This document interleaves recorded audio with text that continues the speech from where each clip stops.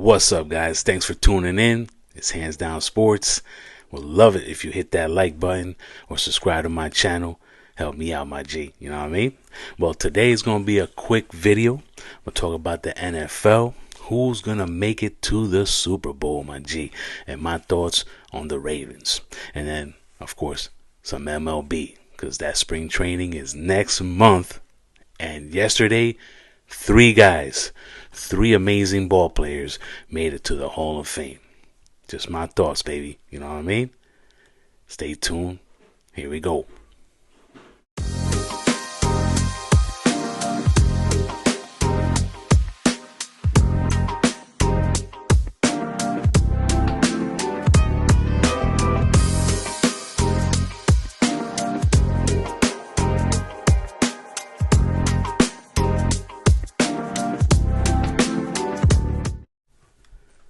All right, guys. So let's get into it. The NFL playoffs has come down to the AFC Championship and the NFC Championship.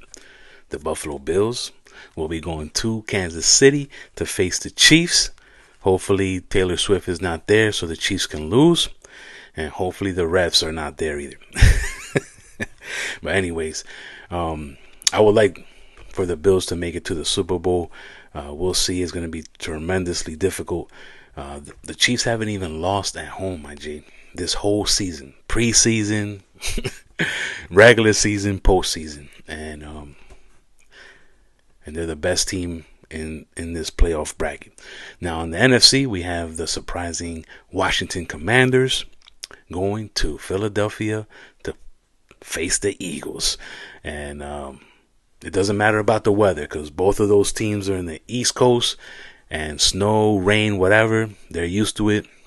It's going to be a hell of a game. But will the superstar rookie quarterback JD5, Jaden Daniels, make it to the Super Bowl like Marino did his first season? That would be crazy. But I'm rooting for the Philly Eagles because Jalen Hurts, that's my guy. And, their defense is good, man. Their defense is one of the best in the league. So we'll see what happens with those guys out there. Now, Lamar Jackson, I was rooting for the Ravens. I was rooting for the Lions.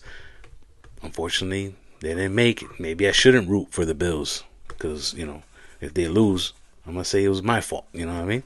But I don't say, and I don't look at Lamar Jackson as being like a terrible, playoff quarterback. Yes, this season and the ones before, he's made crucial, turnovers, and in the second half, his teammates made the turnovers and didn't catch the ball. And he mentioned it in his press conference. If they don't do that, they win. I mean, in the first half, he fumbled and threw the interception, and the Bills ended up with like 10 points. Those 10 points never happened. They're not really driving down the field to score a touchdown. The Ravens would have had the lead and would have been trying to waste, the time clock or whatever. But at the same time, you're in the 5-yard line, 3-yard line, and you got Derrick Henry. It just reminds me of Marshawn Lynch with the Seahawks when they were in the Super Bowl against the Patriots. It's like, my dude, you got this stud of a running back there, my G. You guys been running big time all year, man. I mean, come on, man. Derrick Henry needs a ring, dogs. I mean, Lamar needs one too because, it's going to be like, Mahomes and maybe somebody else. But I'm just trying to say that Baltimore is going to, get another wide receiver. When Zay Flowers goes down, everybody got to step it up. But if they had that other guy, that number 2 superstar, I mean, Bateman did good this year, dogs. I was very happy with his performance this whole season. And, there was games that he didn't even show up. Like he didn't participate. Not that he was out there, doing whatever he wanted, but he came up with a big touchdown this game against the Bills. But that play, man, like, throwing to Andrews. I mean, Lamar Jackson had a smile on his face. He's like, yes. Oh, what happened here? But you can't turn it over in the playoffs. That's crucial, babe. And the Bills and the Chiefs is going to be hopefully an epic game. I mean, I'll tell you right now, like I said in my last video, if the Chiefs make it to the Super Bowl, I'm not watching the Super Bowl at all, man. I'm not tuning in. I don't care even if the other team wins, Philly or Commanders, whoever they face, even if they win, I'm gonna see it on ESPN. Like, oh, they won the Super Bowl, great. Finally, somebody beats these guys. Besides Brady and them. I'm not tuning in, man. I'll tune in if the Bills are there. Even if they lose, I'll tune in to watch the Bills. Hopefully they win a Super Bowl. Now, Monday, Ohio State college football team won the national championship. Congratulations to them. Tons of superstars. My guy over there, the King James, was at the stadium over there in Atlanta and cheering for his college team that he never went to. But it's all good, man. I'm not a big college football fan, but Ohio State, Notre Dame, these are like huge teams, huge programs. They're like in the playoffs all the time. You don't never see like Rutgers in the national championship. Because guys don't go over there. You know what I mean? Or they don't get the opportunity to draw in those type of superstars. I mean, these guys are loaded. Alabama's loaded, and all those guys. Whatever, man. I didn't watch it, but congratulations to them. Those that make it to the NFL, I'll be interested in that because I play the football fantasy. So so we'll see who takes over next year as a rookie, like Jaden Daniels did. And that's my take today. Law enforcement will ramp up their team during the Super Bowl over there in I was going to say St. Louis, but it's New Orleans, in that Saint Stadium there this year. So if you're coming with the negative, man, don't bring it, man. You'll find yourself in some real deep trouble. They ain't playing around, especially what happened a month or two ago with some type of terror attack thing. So good luck to the Bills. Good luck to Philly and Washington. I don't care who makes it on that side.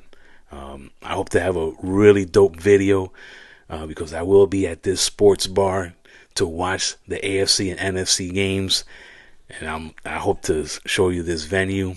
It's going to be epic, man. Tune in, baby. Hands Down Sports is going to be in one of the dopest places to watch a football game. Trust me. All right, so now the MLB. February is around the corner, like I said earlier. And basically spring training between February 9th and the 13th, pitchers and catchers will report to their teams. And here in Florida, it's nice and cold, but by February, it's going to be a little bit warmer, probably in the 70s, so it's going to be really nice.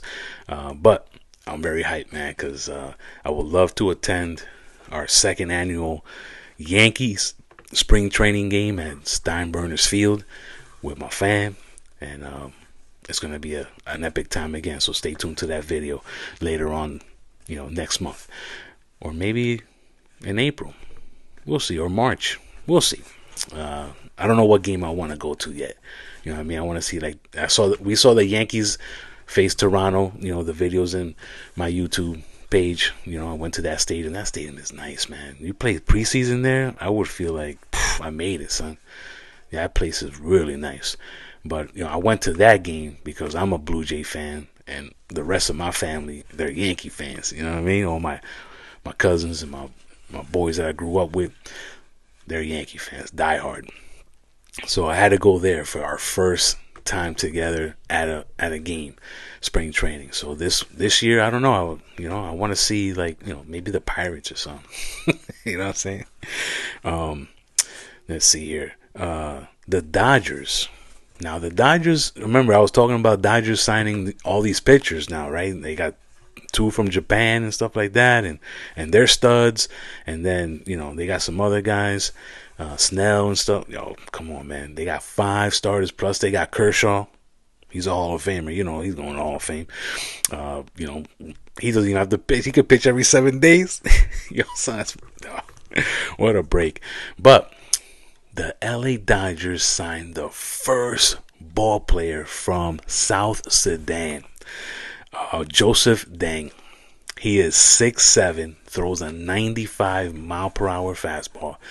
I don't know if he's a righty or lefty. I haven't read too much about him, but to me, I'm interested in watching him pitch. That might be like a Randy Johnson if he's a lefty, First player. I didn't even know they played baseball in South Sudan, But that's amazing, man. I would have thought he would be dunking on people right now, but he came to play the real man's game, baby. Some baseball. The best game. This is the best game in the world. Don't front, baby.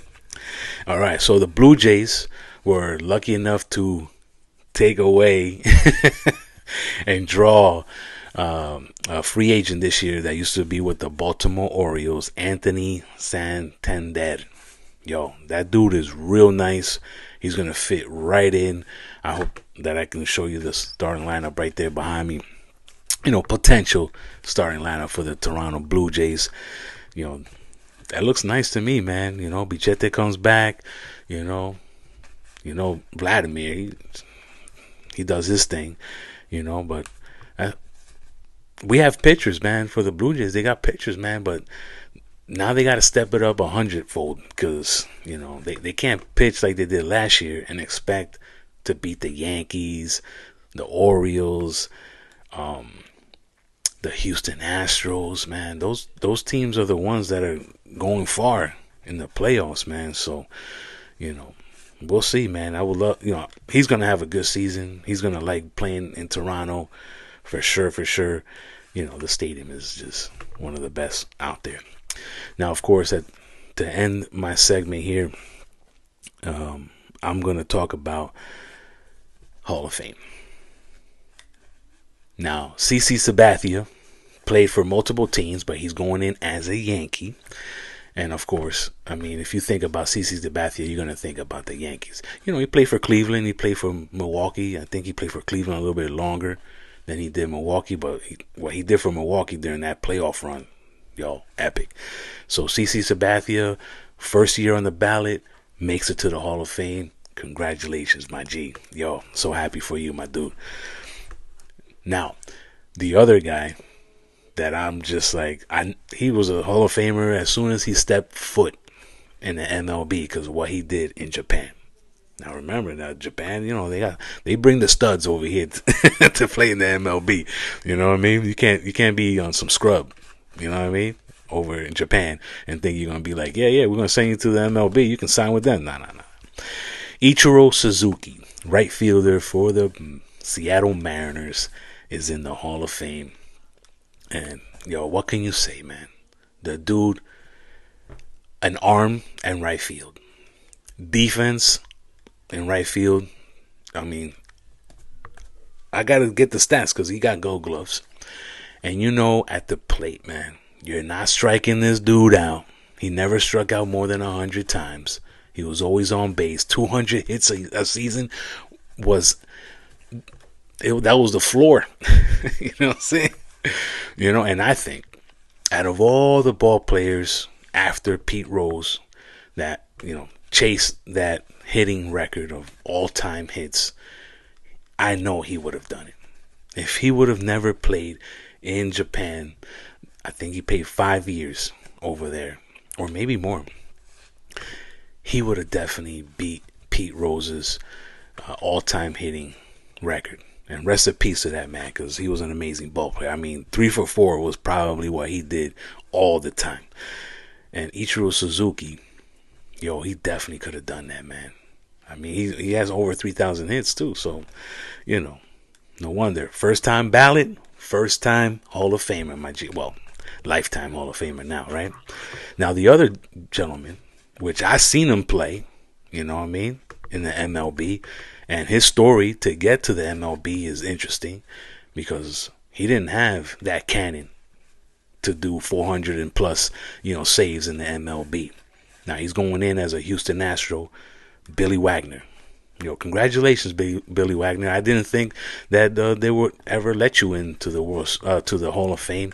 I think this was his last year, for contention or whatever, to make it to the Hall of Fame, and they decided to put him in. And there's a cool video of him getting the phone call next to his wife, I believe, and very emotional, man.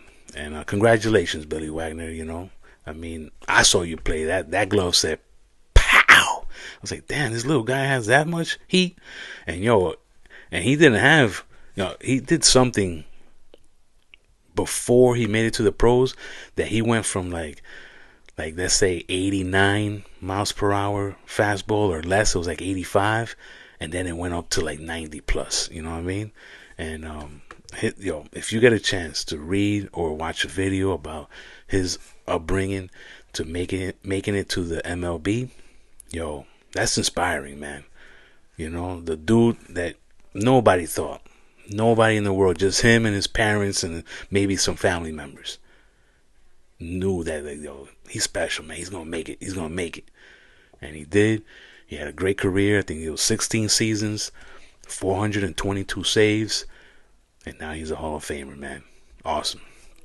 So, Hands Down Sports, like always, estamos aquí. Thanks for watching. Peace.